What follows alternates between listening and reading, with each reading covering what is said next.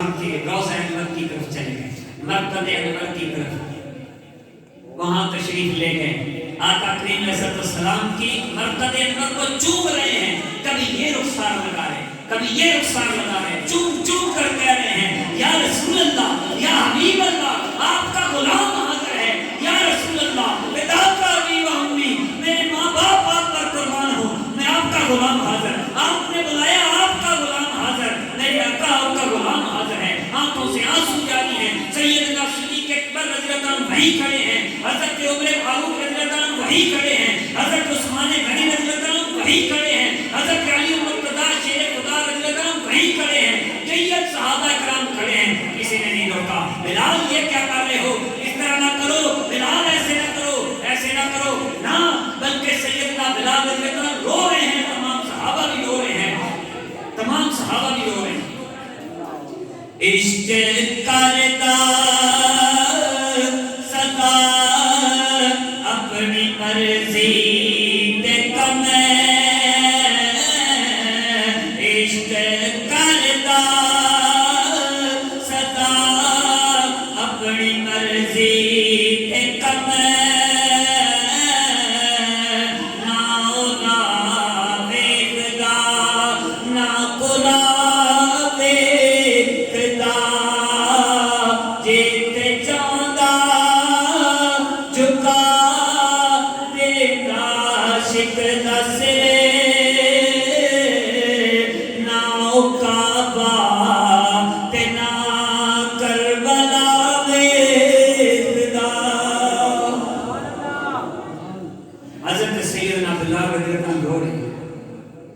اور تمام صحابہ بھی رو رہے ہیں۔ اتنے میں کسی نے کہا کہ بلال سے کہو ہمیں محمد عربی کی اذان تو سنا، سبحان اللہ، ہمیں محمد عربی کی اذان سنا۔ سیدنا بلال رضی اللہ عنہ پریشان ہے، سیدنا بلال رضی اللہ عنہ پریشان ہے کہ میں کیا کروں، مجھ میں تو طاقت نہیں ہے کہ میں محمد عربی کی اذان سنا سکتا۔ تو حضرت سیدنا بلال رضی اللہ عنہ پریشان ہے، آپ نے انکار کر دیا کہ میں نہیں سنا۔ کسی نے کہا کہ علی کے شہزادوں کو بلایا جائے، حسنین کریمین کو بلایا جائے۔ صحابہ حسنین کریمین سے بڑا پیار کرتے تھے، حسنین کریمین کی زبان سے ایک لفظ نکلتا تھا، ایک بات نکلتی، اس کو اسی وقت پورا کرنے کے لیے تیار ہو جاتا تھا کہ اگر ان کو ناراض کر دیا تو ہمارا نبی ناراض ہو جائے گا، اور اگر ہمارا نبی ناراض ہو گیا تو رب ناراض ہو جائے گا، ہماری ساری زندگی کی محنت ضائع چلی جائے گی۔ حسنین کریمین تشریف لائی، انہوں نے آ کے عرض کی چاچا ہمیں محمد عربی کی اذان سنا، ہمیں ہمارے نانا کی اذان سنا۔ سیدنا بلال رضی اللہ عنہ نے جب حسنین کریمین کے چہروں کی طرف دیکھا پریشان ہو گئے کہ ادھر اگر انکار کرتا ہوں تو ایمان جاتا ہے، اور اگر انکار نہیں کرتا تو جان جاتی ہے، میری جان چلی جائے گی، میرا کلیجہ پھٹ جائے گا، میں عشق کے اندر گرفتار ہوں اور غم ہجر کے اندر ڈوب چکا ہوں۔ لیکن کہا کہ اب ایمان بچانا ضروری ہے۔ حضرت امام حسن کو چوما، چوم کر اس کندھے پر بیٹھا، حضرت امام حسین کو چوما، چوم کر دوسرے کندھے پر بیٹھا۔ کہا شہزادو آپ کو کندھوں پر بیٹھا کر اذان دوں گا، شاید مجھ میں کوئی ہمت آ جائے، شاید مجھ میں کوئی ہمت آ جائے۔ اب حسنین کریمین کو کندھوں پر اٹھایا اور اذان شروع کی۔ اللہ اکبر، اللہ اکبر، اللہ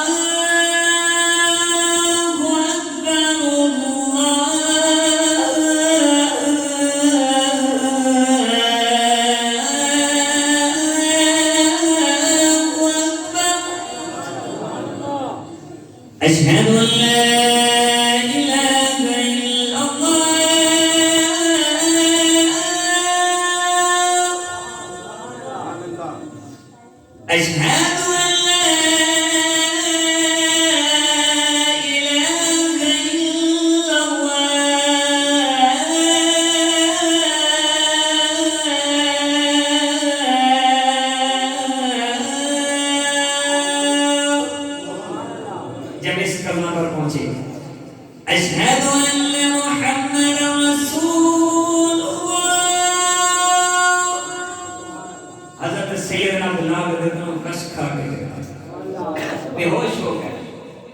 حضرت سیدنا بلال رضی اللہ عنہ جب بے ہوش ہو کر گئے صحابہ نے ہوش دلایا.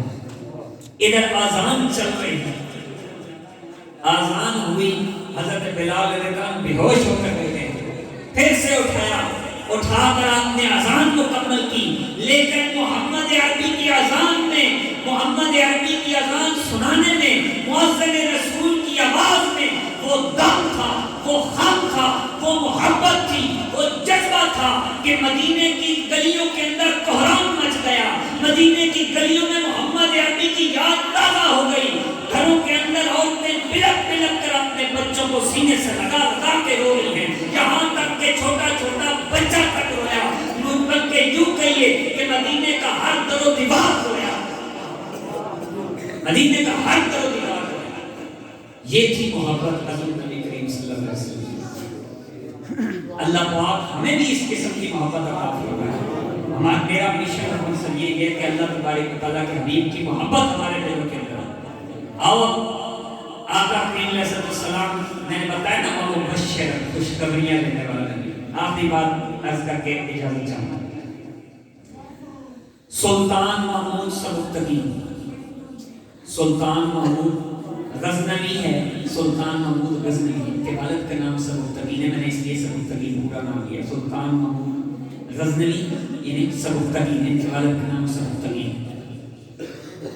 یہ کوئی عام ہستی نہیں, آپ اس شخصیت کے کارناموں سے واقف ہیں. سومناتھ کے مندر جو ہے اس کے آگے کانپ جائے, قدموں کے نیچے رون دے. سلطان محمود غزنوی نے جب سومناتھ کا قلعہ فتح کیا تھا, ہندوؤں نے کیا چال چلائی, وہ بہت بڑا ان کا مرکز تھا. وہاں ایک بت, بڑا سا بت ہوا میں معلق تھا, نہ ادھر رسی نہ ادھر رسی, نہ اوپر نہ نیچے, کہیں بھی دائیں بائیں کوئی رسی نہیں, کوئی رسی نہیں, لٹکا ہوا ہے. تو جب فتح کیا تو سلطان محمود غزنوی دیکھ کر ایک دفعہ چونک گئے, کہا کہ یہ کیا عجیب معاملہ, یہ تو ہمارے ایمان کو بھی لے جائے گا. اتنا عجیب سا شعبہ. ابن الحسن 9th اور 10th کلاس کے جو اسٹوڈنٹ ہیں, آرٹس کے ساتھ پڑھا, سائنس کے اسٹوڈنٹ بھی جانتے ہیں, ابن الحسن الحزن کے نام سے انگریزوں میں مشہور ہے. یہ سائنسدان ہیں, مسلمان سائنسدان ہیں جنہوں نے کیمرہ ایجاد کیا تھا, پن ہول کیمرہ. یہ اس وقت کے سلطان محمود غزنوی کے وزیر ہوا کرتے تھے. سلطان محمود غزنوی کے وزیر, انہوں نے ان کو بلایا, بھائی ابن الحسن یہ دیکھو یہ کیا ہے. ابن الحسن نے دیکھا تو ٹھکور کر دیکھا, وہ لوہے کا تھا. آپ نے فرمایا دیوار ادھر سے اینٹ نکالو, ایک اینٹ ادھر سے نکلوائی, ایک کا ادھر سے نکالو. جب وہ اینٹیں نکلوائیں تو بہت ٹیڑھا ہو گیا. آپ نے فرمایا ایک اینٹ ادھر اوپر سے نکالو اور ایک یہاں سے نکالو. ایک ایک کر کے اینٹیں جگہ جگہ سے نکلواتے رہے, یہاں تک کہ بت کبھی یہاں کبھی ایسے کبھی ایسے کبھی ایسے, اچانک کلام سے نیچے آیا. کہا یہ کیا ماجرا ہے. انہوں نے کہا بت لوہے کا تھا, مقناطیسی طاقت کے ساتھ اسے اٹھایا ہوا تھا, یہ چکر چلایا ہوا تھا. لوگوں کو شوق دبازی دکھا کر ہندو بنایا جاتا تھا. تو سلطان محمود غزنوی کوئی عام سلطان نہیں ہے. ان کے بارے میں مختصر سی ایک بات عرض کرتا چلوں, پھر آپ یہ سب بات کی طرف آؤں گا. کہ سلطان محمود غزنوی ایک دفعہ اپنی عدالت لگائے بیٹھے تھے. ایسی محفل میں کہا, یار کوئی ساتھی تم میں سے ایسا ہے جو مجھے حضرت خضر علیہ السلام کی زیارت کرا دے, ان سے ملاقات کرا دے. ایک بندہ اٹھا, اس نے کہا حضور مجھے وقت دیں 3 مہینے کا, 3 ماہ کے بعد آپ کی ملاقات پکی. انہوں نے کہا ٹھیک ہے جاؤ. کہتے پھر شرط کیا ہے؟ شرط یہ ہے میرے گھر کا نان و نفقہ خرچہ پانی آپ نے اٹھانا. انہوں نے کہا ہو گیا, یہ میری ذمہ داری ہے. تو سلطان محمود غزنوی 3 مہینے گزرنے کے بعد کہنے لگا, یار وہ شخص کہاں ہے جس نے کہا تھا حضرت خضر سے ملاقات کرواؤں گا؟ وہ شخص حاضر ہوا, اس نے کہا میں یہاں. کہا ملاقات نہیں کروائی؟ کہا میں نے آپ سے جھوٹ بولا تھا. اس کی وجہ یہ تھی میں پریشان تھا, میرے معاشی حالات خراب تھے, میں اتنا کما نہیں سکتا تھا کہ میں گھر والوں کا خرچہ اٹھا سکتا. اس لیے آپ سے 3 مہینے کی مہلت مانگی. 3 مہینے تک مجھے یہ تھا کہ میرے گھر کا خرچہ آپ اٹھائیں گے. میرے پاس اتنی آمدن تھی کہ میں اپنا باہر جا کر کاروبار شروع کروں اور اپنے قدموں پر کھڑا ہوں. میں نے 3 مہینے میں وہی کیا اور آج میں اپنے قدموں پہ کھڑا ہوں اور اپنے بچوں کی جو ہے کفالت کر سکتا ہوں, خود کفالت کر سکتا ہوں. بادشاہ سلطان محمود غزنوی کو بڑا غصہ آیا. یہ پہلا بادشاہ ہے جس نے اپنے نام کے ساتھ سلطان کا لفظ لگایا. اس سے پہلے کسی بادشاہ نے سلطان کا لفظ نہیں لگایا. تو سلطان نے کہا کہ یہ بڑا ہی ظالم شخص ہے, اس نے اتنی زیادتی میرے ساتھ کر دی, اس کی سزا کیا ہونی چاہیے. ایک وزیر بولا حضور اس کی بوٹی بوٹی کر دی ہے, کاٹ کر کتوں کی بوٹی بوٹی کر دی ہے. تو محفل میں ایک بزرگ بیٹھے تھے, باریک سفید داڑھی بزرگ بیٹھے, انہوں نے کہا بالکل سچ کہا. دوسرا وزیر بولا حضور اس کے ٹکڑے ٹکڑے کر کے کتوں کے آگے ڈال دیا جائے. وہ بزرگ پھر بولے تم نے بھی سچ کہا. تو سلطان محمود کے وزیر تھے ایاز. شاید نے یہ لکھا نا کہ ایک ہی صف میں کھڑے ہو گئے محمود و ایاز, نہ کوئی بندہ رہا نہ کوئی بندہ نماز. تو یہ ایاز ان کے وزیر تھے. ایاز سے پوچھا, ایاز پر بہت بھروسہ کرتے تھے. ہاں ایاز آپ بتائیں آپ کا کیا خیال ہے. انہوں نے کہا حضور بندہ تھا, جھوٹ بولا, اس کی سزا وہ آخرت میں پا لے گا, آپ اسے معاف کر دیں. غریبوں کا چولہا آپ کی وجہ سے جل گیا تو کوئی بات نہیں, غریبوں کا چولہا آپ کی وجہ سے جل گیا کوئی بات نہیں. وہ بزرگ پھر محفل میں بیٹھے تھے, انہوں نے کہا تم نے بھی سچ کہا. سلطان نے اس کی طرف گھور کر دیکھا, بابا کیا بات ہے. وہ کہتا ہے کاٹ کاٹ کے بوٹی بوٹی کر دو, کہا سچ کہا. یہ کہتا ہے کہ کاٹ کے ٹکڑے ٹکڑے کر کے کتوں کے آگے ڈال دو, کہتا سچ کہا. اور یہ کہتا ہے کہ جناب اس کو چھوڑ دو, معاف کر دو, سچ کہا. تینوں نے باتیں الٹ سلٹ کی, مختلف کی, لیکن تو ساروں کے بارے میں یہی کہتا سچ کہا. کہ تیرا دماغ خراب تو نہیں ہو گیا, جلال میں آ. بابا جی نے کہا سلطان ذرا ٹھنڈے ہو, میں نے تینوں کے بارے میں سچ کہا. وہ جو وزیر ہے نا جس نے کہا تھا کاٹ کاٹ کے بوٹی بوٹی کر دو, وہ اپنے بڑے بڑے کے حساب سے, اس کے بڑے جو تھے وہ قصائی تھے, بوٹی بوٹی کرنا ان کی عادت تھی. اس نے اپنی جو ہے پشت کے جبھی پشتی جس طرح تھا اس نے اپنا حساب ظاہر کر دیا. کہا کہ یہ جو شخص جس نے کہا کاٹ کر ٹکڑے کر کے کتوں کے آگے ڈال دو, اس کے بڑے بڑے کتے پالا کرتے تھے, اس نے اس کے حساب سے کہا. اور یہ جو ایاز ہے نا, ان کے بارے میں بتا دوں, ہے نسل کریموں کی لجپال گھرانہ ہے. یہ آقا کریم علیہ السلام کے خاندان سے اور سید ہیں, اس لیے سیدوں والی بات کی ہے, کریموں والی بات کی ہے, کریموں والی بات کی ہے. تو حضرت ایاز کی طرف سلطان محمود نے گھور کر دیکھا. ایاز آپ نے بتایا نہیں کہ آپ سید ہیں, آج تک ہم آپ سے کتنی زیادتیاں کرتے رہے, آپ سید ہیں, ہمیں پتہ ہی نہیں تھا. تو ایاز نے عرض کی حضور یہ باتیں تو سب چھوڑیں, اب یہاں اس محفل میں اتنے بڑے بڑے راز کھل گئے. میں کب سے جو ہے اس راز کو چھپائے ہوئے تھا کہ میں سید ہوں, میں آل رسول ہوں, میں اپنی عزت نہیں کرانا چاہتا تھا, عاجزی کے ساتھ چھپ کر رہنا چاہتا تھا. اس محفل میں اتنے بڑے بڑے راز جو ہیں وہ کھل گئے ہیں, تو ایک راز میں بھی کھول دوں, ایک راز سے پردہ میں بھی اٹھا دوں. اتنے میں دیکھا وہ بزرگ اٹھ کر جا رہے تھے. کہا یہ جو بزرگ جا رہے ہیں نا, جنہوں نے آپ کو یہ سارے راز بتائے ہیں, میں نے اس وقت تک راز رکھا جب تک میرا راز تھا. آج میرا راز فاش ہو گیا. یہ بزرگ کوئی عام آدمی نہیں, یہی حضرت علیہ السلام. یعنی سلطان محمود غزنوی وہ شخص ہے جس کی محفل میں ہے حضرت خضر علیہ السلام. یہ بھی 3 سوالوں کی وجہ سے پریشان تھا. بات کو سمیٹتا ہوں, بات سمجھیں. 3 سوالوں کی وجہ سے پریشان تھا. 3 سوال اسے زندگی کے اندر چین سے جینے نہیں دیتے تھے. ایک سوال کیا تھا؟ پہلا سوال یہ تھا کہ یہ جو کہا جاتا ہے العلماء ورثۃ الانبیاء, کہ علماء انبیاء کے وارث ہیں, کیا یہ حدیث صحیح ہے یا کہ نہیں؟ اس کے بارے میں علماء سے بڑی تلاش کی, بڑی تبدو کی, سوچا, سرچ کی, لیکن تسلی کا جواب دینے کے باوجود دل کو تسلی نہیں تھی. دل بے چین تھا, رات کو نیند نہیں آتی تھی. دوسرا سوال کیا تھا؟ دوسرا سوال یہ تھا کہ میرا والد سبکتگین ہے. کسی نے شک میں مبتلا کر دیا کہ تیرا والد سبکتگین نہیں ہے.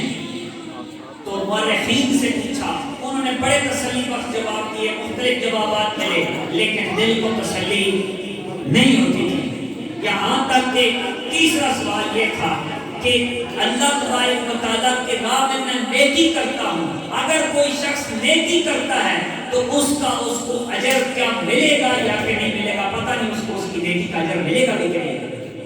یہ 3 سوال اس کو سونے نہیں دیتے تھے، ساری رات جاگ کر وہ چھتوں پر چکر کاٹا کرتا تھا، چھت پر چکر لگایا کرتا تھا، نیند نہیں آتی تھی، بے چینی سے ان سوالوں کو سوچتا رہتا تھا، زندگی اجیرت بن چکی تھی ان سوالوں کی وجہ سے۔ سلطان محمود غزنوی ایک رات اپنے محل کے چھت پر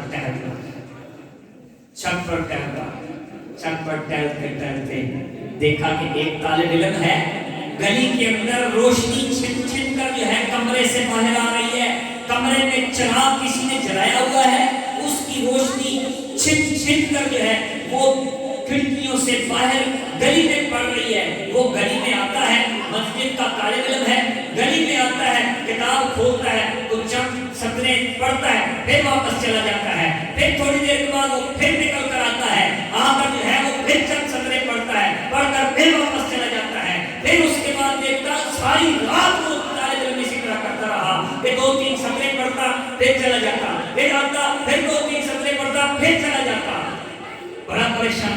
صبح ہوئی، کہا میں تو پریشان ہوئی، مجھے ان 3 سوالوں نے پریشان کر دیا ہے، لیکن اس طالب علم کو بلاؤ، اس کو کیا پریشانی تھی کہ رات کو یہاں آ کر جو ہے بیٹھ کر پڑھتا۔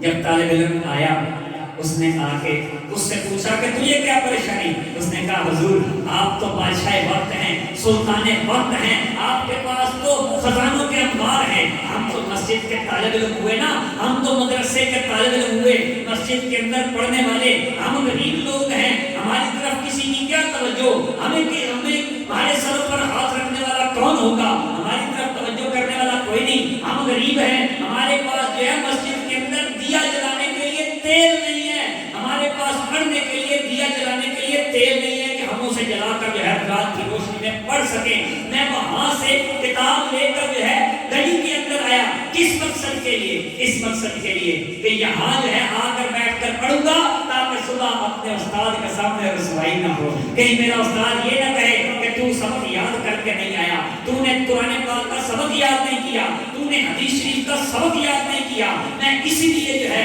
وہاں سے بار بار گلی کے اندر آتا اور پڑھتا۔ سلطان محمود غزنوی نے کہا کہ ہم تو پریشان ضرور ہیں، لیکن مجھے اس بات کا بڑا ہی دکھ ہے کہ ہماری ہمسایہ مسجد کے اندر جو ہے تیل جو ہے وہ نہیں ہے، دیا جلانے کے لیے تیل نہیں ہے۔ آج کے بعد یہاں کے سارے طالب علموں کے لیے ان کا خرچہ جو ہے شاہی دربار سے جایا کرے گا، ان کے لیے تیل بھی شاہی دربار سے جایا کرے گا، اور اس کو جو روشن کرے گا، جو روشن کر کے وہ پڑھتے رہیں، چاہے ساری رات کو پڑھتے رہیں، خرچہ جو ہے شاہی دربار اٹھائے گا۔ یہ صورتحال ہوئی، جب شاہی دربار کی طرف سے انعامات ہو گئے، بچہ خوش ہو کے راضی ہو کر چلا گیا، تو سلطان محمود غزنوی رات کو سوئے تو پھر قسمت جاگ اٹھی۔ آقا کریم علیہ السلام نے دیدار فرمایا، تینوں سوالوں کا جواب ایک ہی جملے میں فرمایا اے سبکتگین کے بیٹے، تو نے میرے وارث کی خدمت کی ہے، میں جو ہے قیامت کے دن تیری اس خدمت کے صدقے میں تجھے جنت عطا کروں گا۔